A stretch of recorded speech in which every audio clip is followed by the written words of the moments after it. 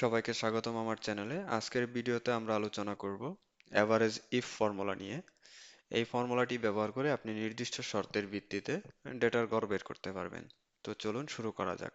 Average ফর্মুলাটি ব্যবহার করে আপনি নির্দিষ্ট শর্ত পূরণ করে এমন সেলগুলির গড় বের করতে পারবেন।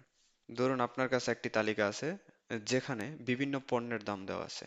আপনি জানতে চান 100 টাকার বেশি মূল্যের পণ্যের গড় মূল্য কত। তো আপনি এভারেজ ইফ ফর্মুলাটি ব্যবহার করে 100 টাকার বেশি মূল্যের পণ্যের গড় মূল্য খুব সহজেই বের করতে পারবেন।